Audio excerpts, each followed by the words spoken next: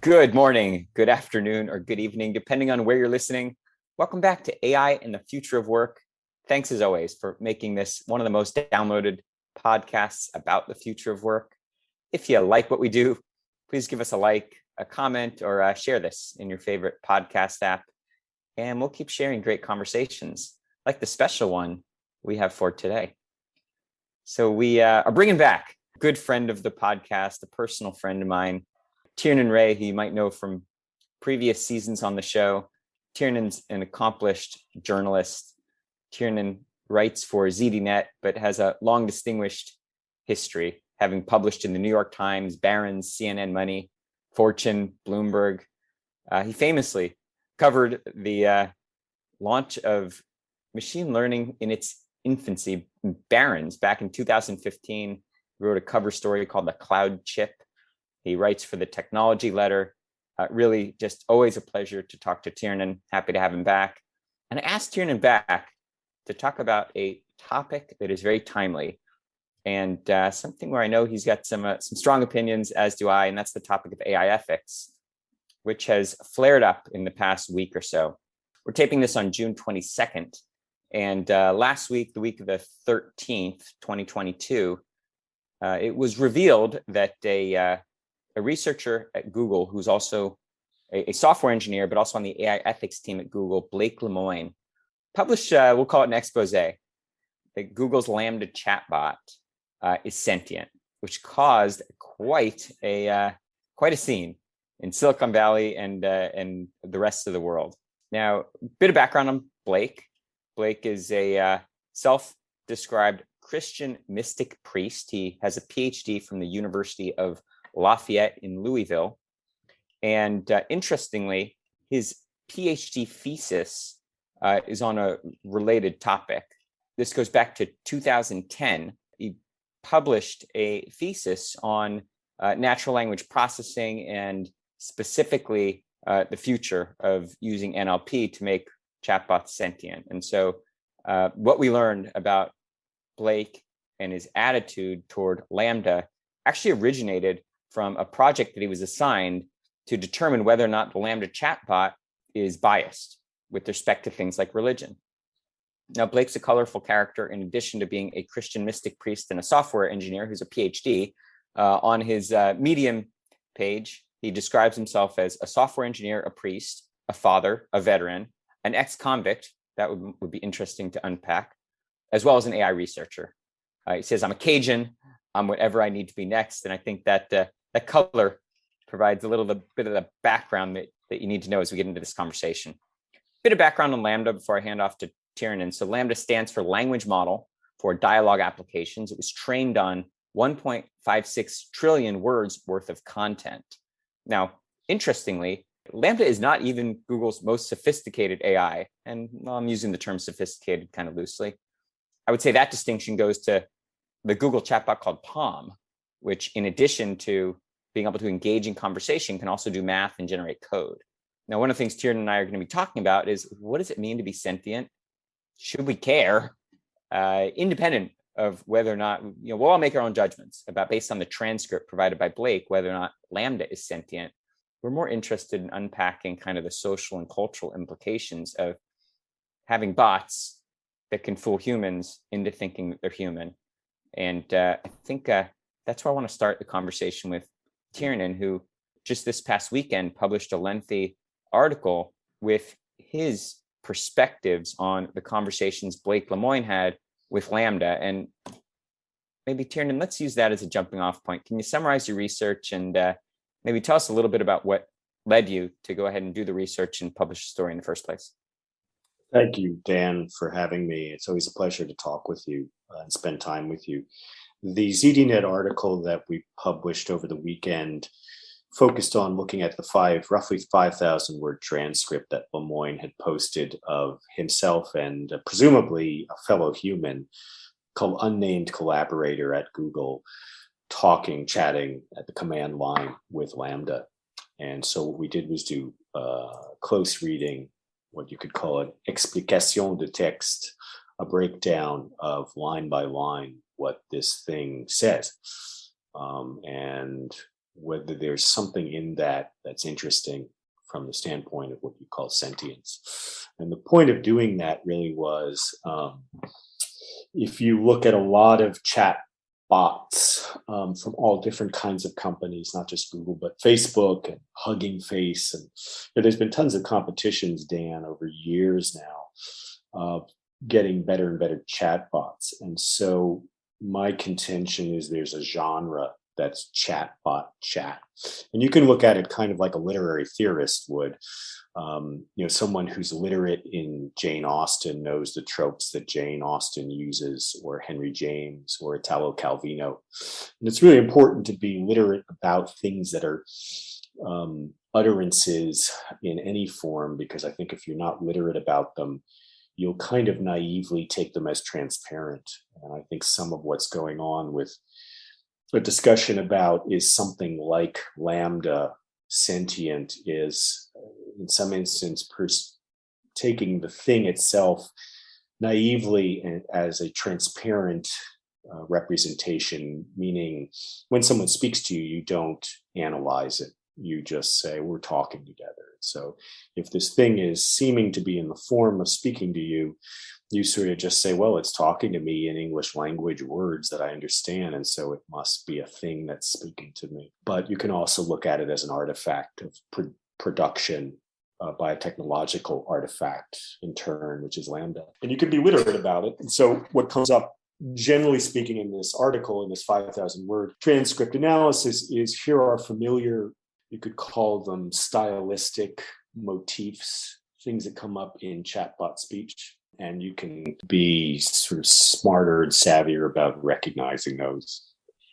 for what they are and putting them in that context. Regardless of the dictionary definition of sentience, what is it to you in the context of whether or not a chatbot is sentient? I think Melanie Mitchell, the Santa Fe Institute scholar who was interviewed by MSNBC about this, put it well, Dan, which is there has not been a rigorous study of sentience in general, including as it applies to large language models or other deep learning and machine learning technologies. So I hesitate to provide a definition. I think we all feel like we know that we would ascribe personhood to something that is sentient. So maybe that's the suitable definition.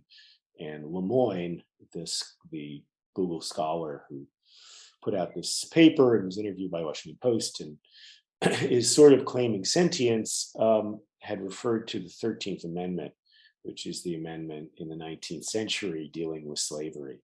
And he told Stephen Levy in Wired magazine over the weekend, basically his broad view is the 13th Amendment applies to anything that you declare sentient. So you cannot enslave a thing that you declare sentient. So you could say it's that to which you would ascribe autonomy or deserving of autonomy, or let's say, invested with the inalienable right to autonomy and hence not to be enslaved.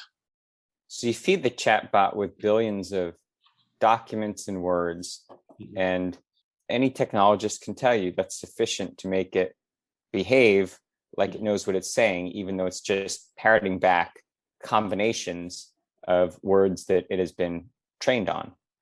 You use a term in your article, which I really like. It can appear to have a veneer of a personality. Veneer meaning it's not really personality. It's just responding in intelligent ways. And yet Blake has this dialogue that makes it seem like it knows what it's talking about. And I think you did a great job of going through specific examples of where it is clearly just parroted back interesting and technologically interesting permutations of things that it was fed as part of the training phase. Maybe go through a couple of examples of where a layperson might read the transcript and say, wow, it's a sentient being. But a technologist who understands how chatbots are trained might say, but it's a veneer of a personality.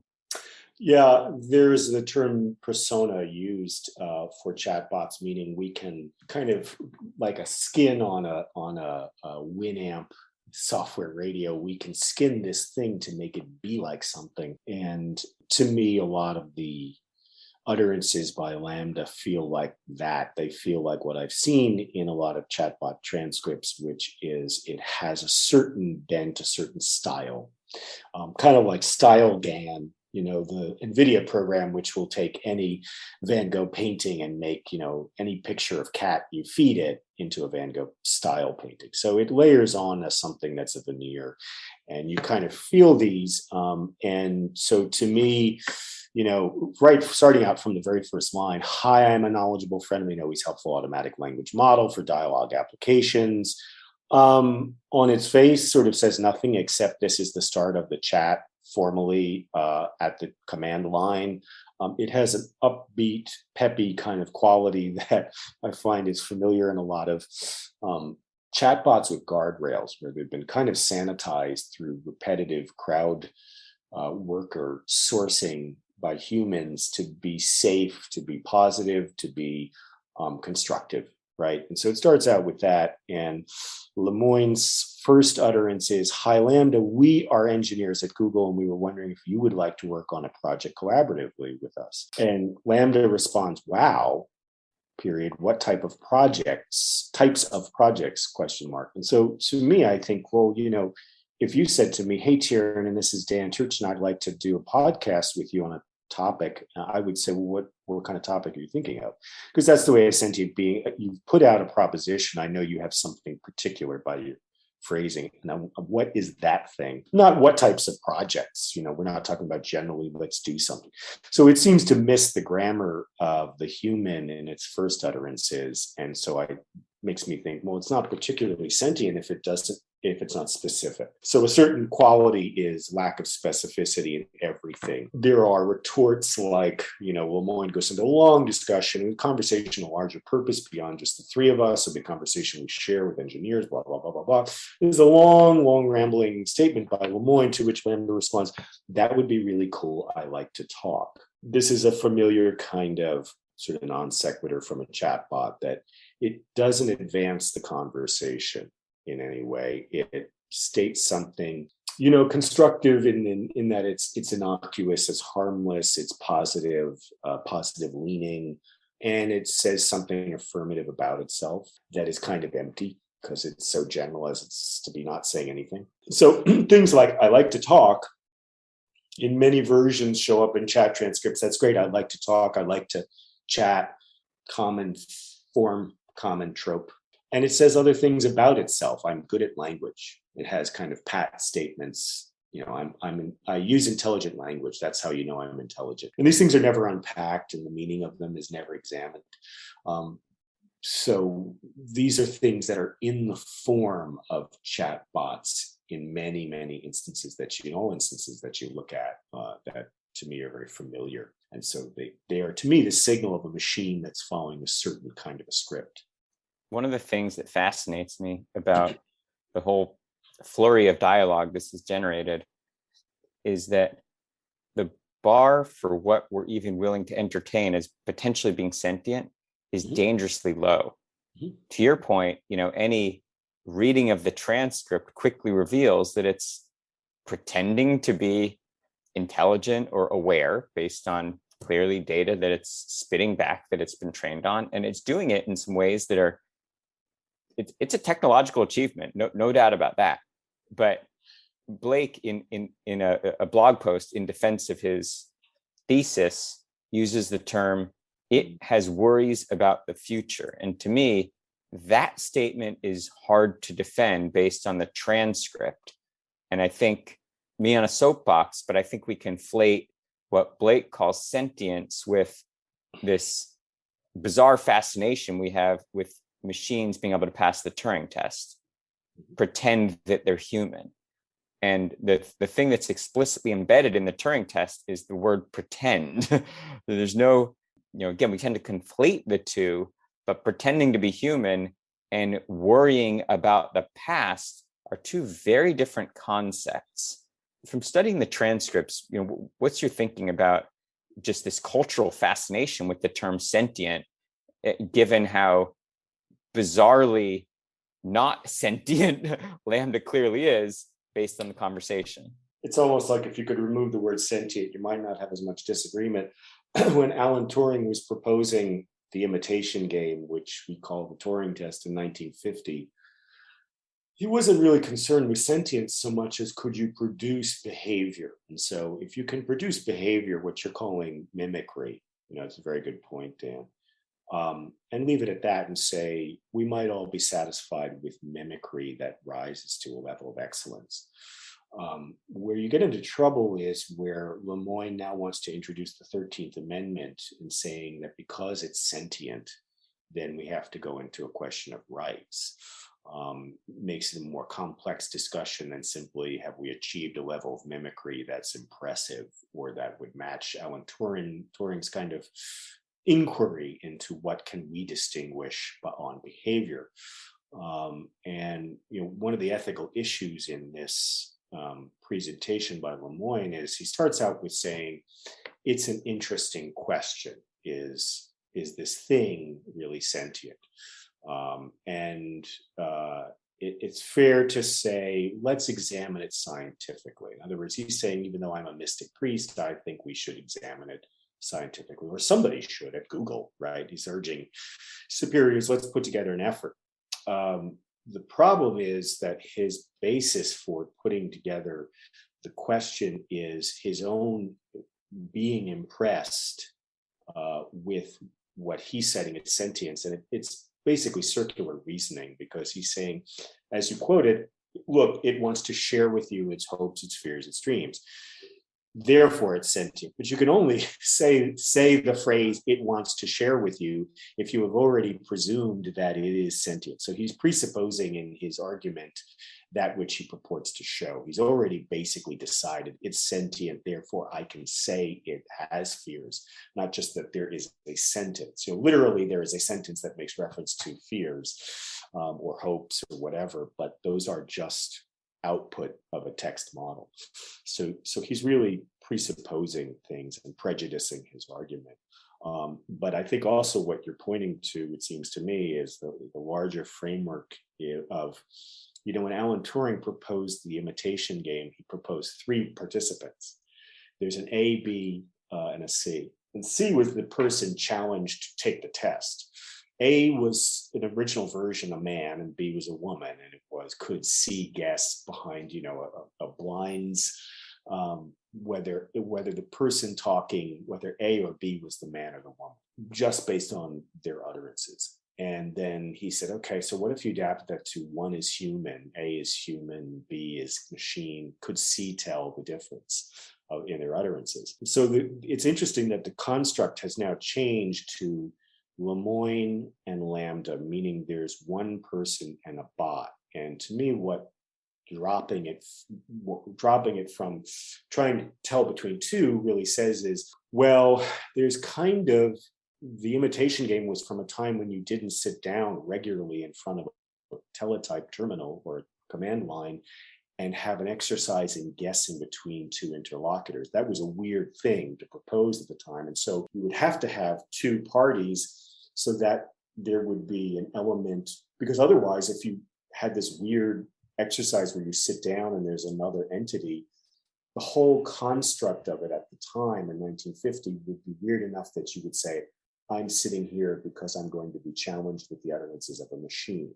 However, today, we spend all of our time interacting in chat fashions, including on Facebook, including on Instagram, including on chat programs. And so we've become so used to that mode of interaction, of constantly being at a screen, somewhat detached from presence, physical immediacy, etc., that we've shifted our behavior to the point where maybe, our human behavior has changed so much that we're now regarding in the machine something that is not far off from our own behavior.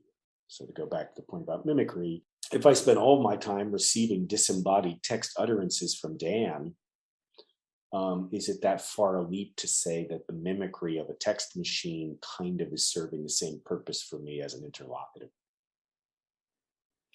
So this story went viral immediately. And let's set aside the debate about whether or not LaMDA is sentient.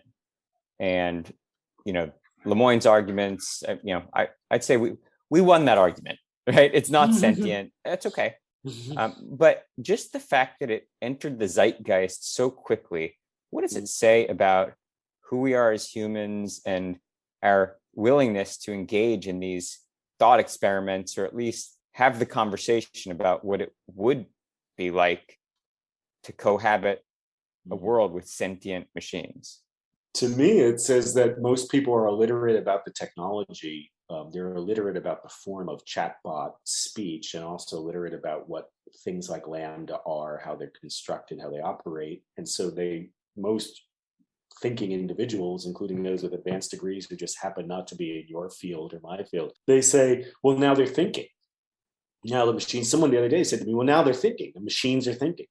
And so I, just see this is a literacy problem for people, and it's not an intelligence problem. Highly intelligent people will say things like, now it's thinking, because they have no idea what the machine does. They have no idea how it's constructed. You have an idea. You, Dan, know how these things are constructed very intimately and in wide variety. And so I think the pressing ethical issue is a literacy issue. Kids today who are 5 years old who are using an iPad as the kind of babysitter are very conversant and very fluent and very facile with technology, and they always will be because they're growing up with it in ways that prior generations didn't. But within that magical device that Steve Jobs invented with Team, there are hidden the details that were once very visible of storage and processor that made you understand this is a built machine, it's an artifact. And so to me, the details of the artifact are disappearing inside. Now it's a leasing model of you get a new magical thing every 12 months and you have no connection to having to install, set up, maintain, recycle any of it. And so you're less and less aware of how the machine functions as a machine. It's just a thing that's always there, a screen that presents information. And it contributes to a certain illiteracy, to my mind, about all of it. If people knew it was a computer, thought about it as a computer, there would be less jumping to, it's thinking. The 18th century on forward, back when the Luddites were breaking machines, that being on the wrong side of technology is typically not where you'd like to be as a human. And so let's just take it that, we're not going to halt the progression of technology, and these kinds of things are going to get smarter, and they may do a better job at tricking us into thinking that they're human. But from an ethical perspective, is this something that we should be investing in? And what does the end state look like? I mean, is it fair to say that we've won the battle when LaMDA is so smart that we'd actually call it sentient, or is that a dangerous path that we're going down? I mean, the technologies, as well as I do, will be embedded. And so one answer, I guess, is we're at a period in time that we'll look back on as hula hoops, where things had fun names like Grover and Elmo and Bert and LaMDA, because they were so fixated. We were also fixated on the gigantic model, whereas what we're really talking about is automation, right? All these things are automation. So they become functions, and over time they're embedded. And so probably if you look 10 years down the road, 20 years down the road, you and I would be talking about it being everywhere in everything we do, and more deeply embedded even than it is today in word processing, spreadsheets. And so then you're talking about it taking over, creeping into functions that you do, like robotic process automation, where symbol work, information work is more and more automated. And we may be at that point in time less sort of focusing on, the bell-bottom genes of large language models with weird names, and we may be talking more about a highly distributed, dispersed, but much more pervasive operation of automation generally. Two very specific concerns I have about these advances in technology are that they are actually, our brains are plastic. We're definitely shaped by our experiences, and cases where technology is advancing so quickly that I think it is changing our behaviors in maybe subtle ways. One is autofill. I believe it's based on a BERT model that I think came out of Google as well. Autofill, my concern is when we're typing is, it's credible to say all writing is going to kind of converge on a mean. As we accept more autofills, it's kind of like driving directions. That's reinforced in Waze and other smart mapping technology because we take the recommendation, which reinforces the model to provide that recommendation. So this idea that writing is going to become kind of watered down and homogeneous, really concerns me. Another example is, when my kids are a great example. I have a 14-year-old and a 12-year-old, and I'm concerned that their attention spans are being TikTokified. When everything becomes just the drone of 30-second videos in a feed, and the recommendation algorithm is so good that it is just a steady drip of morphine that makes them feel so good. And even, if I divorce myself from commentary about the content, even assuming it's healthy, but just the fact that our brains are being trained to consume 30-second content, 30 seconds of content at a time, and write the way Google recommends that we write, those are very real, immediate changes that are taking place, independent of whether or not LaMDA is sentient. Those are real. What are your thoughts on how these subtle or maybe not so subtle technologies that we would say are very advanced might be having unintended consequences on us as humans? Yeah, I mean, I think it's very well put. And we're rapidly approaching a stage at which the utility and value from a certain cynical standpoint of humans is no longer there. And the reason is humans are APIs, basically. When you talk about your kids and TikTok, the more you plug yourself into things by doom scrolling, the more you are an API person. So you're given a set of connecting points, right, to interface to this large system that's written by someone who controls something over which you have no control. And so you have a limited set of dials, knobs you can turn, and that's your API. And so you as a human orient yourself best you can to consume this stuff via this API. And the problem is all of that can be programmed better than you can do it as a person. So someone who's doom scrolling is a slow program. It's trivial. Probably even someone like me could write a program to doom scroll Twitter or Instagram.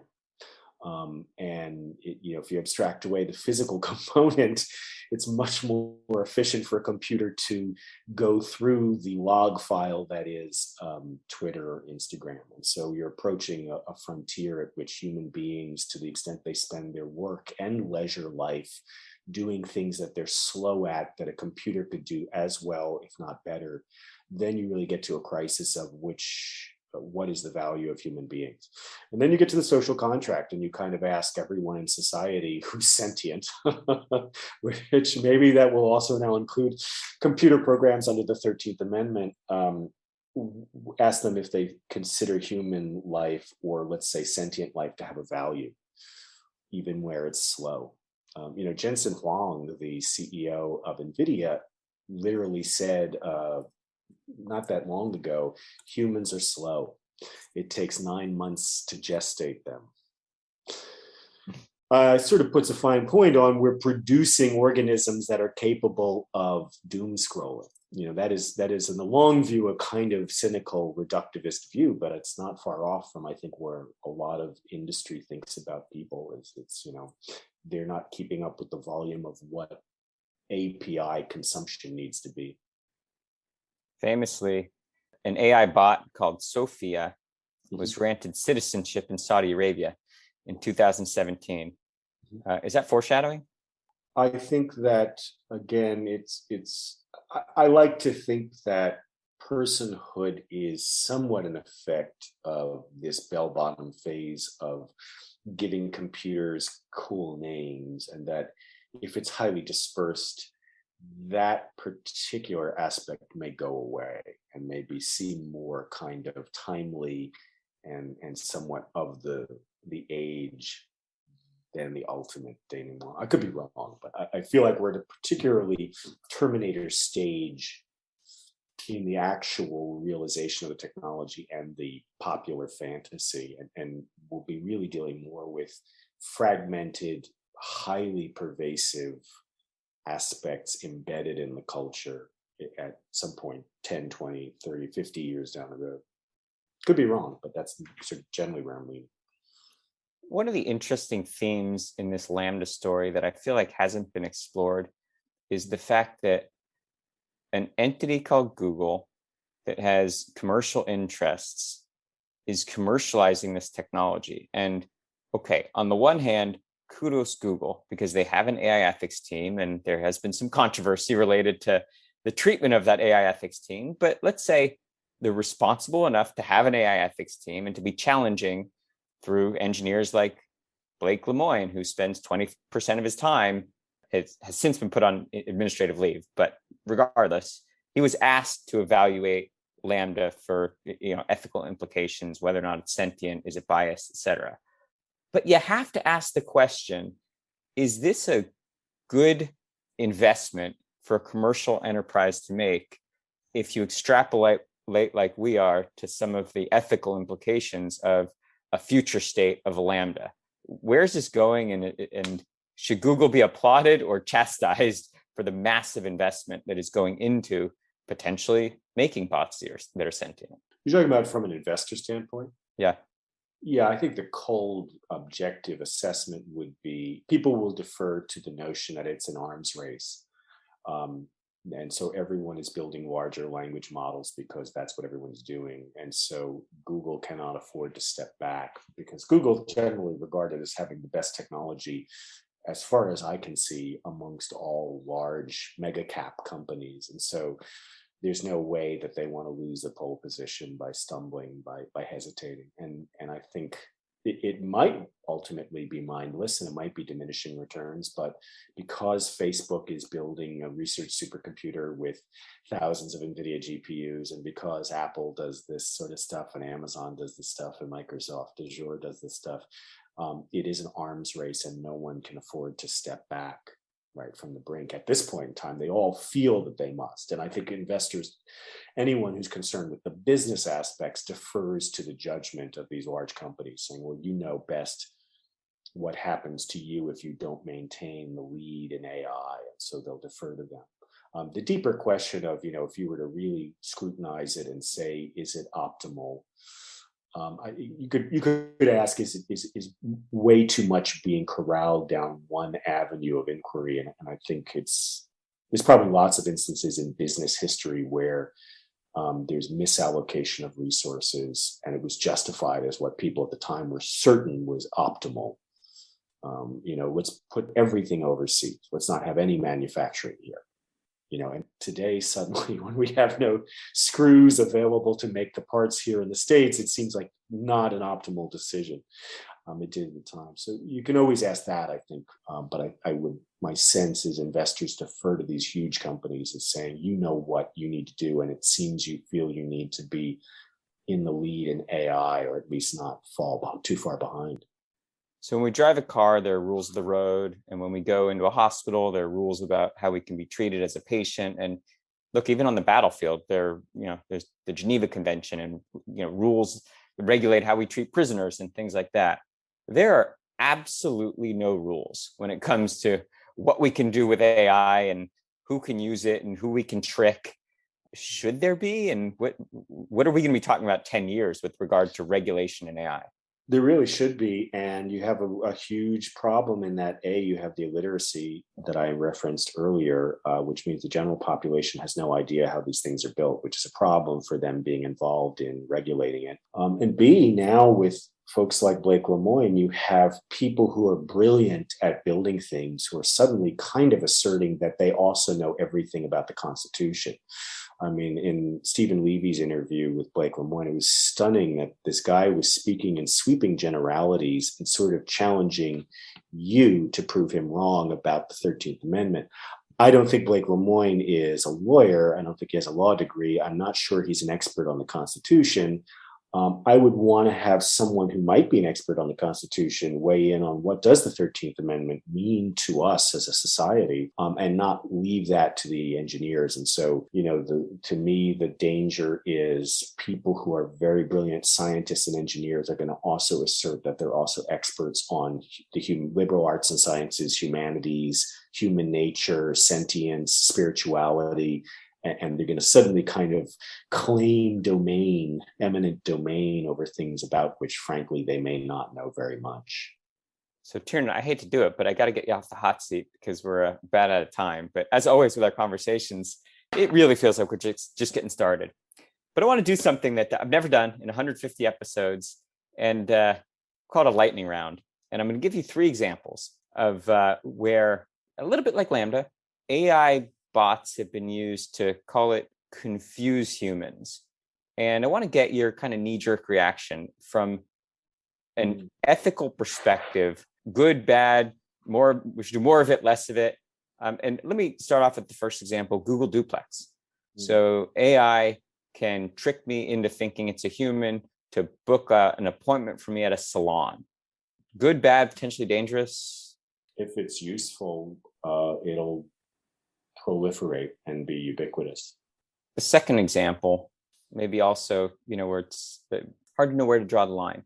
Val Kilmer was able to act in Top Gun Maverick because a company was able to generate an AI model to introduce lines, in this case, of speech that Val Kilmer, who has I think he's a larynx, I don't know, throat cancer or something like that, but he can no longer speak. But he's able to act like the Val Kilmer from the original Top Gun in the new movie, introducing lifelike dialogue for a person who can't talk. Ethical implications of that. If it's a prosthesis, you could file it under, it may be a very useful prosthesis for someone with a disability. And so probably most people would say, if you can do something with this technology to help someone, maybe that's a really good use. What about when we no longer know if a deep fake, if Val Kilmer obviously gave his permission for Maverick? What about the case where the actor, the citizen, the spurned lover, who knows what, is being made to say things that were never intended? You'd have to investigate the context in which you're taking it for genuine. Probably the context similar to spending hours and hours and days and weeks and years of your life in front of a chatbot is going to turn out to be a somewhat odd practice in itself. And so the issue may less be the faking technology than the context of you subjecting yourself to something like that. Third and final example. Not so long ago, an engineer used a GPT-3-like model to develop a chatbot using email transcripts from his deceased girlfriend. And he, in his words, he was essentially able to reanimate her and have conversations that she never actually had with him, but that were very lifelike. It obviously filled an emotional need that he had, but like everything we've been talking about, extrapolate out from that and give me your perspective, a good or a bad thing that technology exists. You never wanted to spend your time this way before. And so again, it says less about the technology, more about the changing nature of human behavior and how you want to engage with the world. Humans haven't changed that much in thousands and thousands of years. So we're still the same entities in a sense, but now we're spending a lot of our time doom scrolling, typing, and I guess listening to reanimated things. So it really is about the human condition and how our behavior is changing. So Tiernan, let's say we're back having this conversation in June of 2023. Is this still a conversation that's fresh and fascinates the public, or has it morphed? What do you think is going to change? Call it just to bound the time frame in 12 months, let alone 10 years or something. Where do you think this conversation is going? Oh, it definitely has legs. I mean, certainly for a year, that doesn't seem like a tall requirement. I think Blake Lemoine's put his finger on something that feels like, much like Bitcoin and Ethereum, it feels like a thing that people want to get behind. There's going to be a certain team sentience that's going to push this hard. And GPT-3 has only been out about a little over a year, and it still has cast a long shadow over every discussion, right? And we've had 3 versions in a few years, but they've cast a huge shadow. So I can imagine a sentience obsession is going to linger with us for a long time. Tiernan, we're out of time, but I love this conversation. You always make me think. Always come away smarter having spent time with you. And I hope, whether it's a year or months or years or whatever, I hope you'll come back and continue the dialogue. Well, this is your host, Dan Turchin, CEO of PeopleRain, the AI platform for IT and HR employee service automation, and closet AI ethicist. Signing off for this week. But again, thanks to my friend Tiernan Ray. And of course, we're back next week with another fascinating guest.